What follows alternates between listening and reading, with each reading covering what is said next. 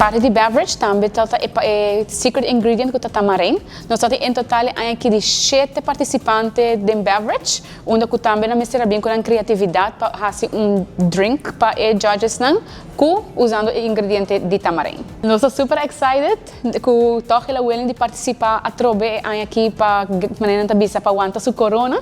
Dus este são que abai com o prêmio aqui de 2026 de Master of the Craft. Beverage também vai participar a Aruba Afo. Dus a trobe é um que a ganha aqui. Nós manda seu portrait, nós manda o vídeo para agora e também por fazer competência para Marriot International. Então assim na para você estar elegível a representar a Aruba Afo.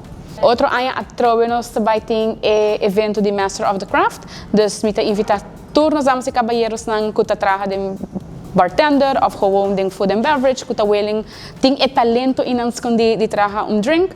Participar outro ano é algo hope nice e botar trazer boa criatividade para nós. Eu senti muito bem, um tique overconfident. Passou uma bem pensando como eu disse bem para tu na outra reunião chance para beat me, sendo que uma gana ia passar, pero uma gana outro. E me não expect to say, pero definitely feel very overconfident. Nós me usa tamarim. Me trazer algo separado para me pôr trazer junto e me põe la munchi, me põe kiwi e tique rom, porque nós rubianos nós gostamos rom. Então sim.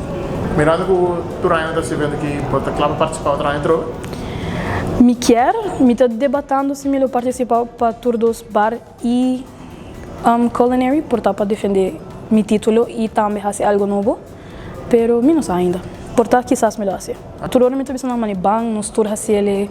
Año pasado nos tem muito mais, pero hopefully nos sai mais também outro ano.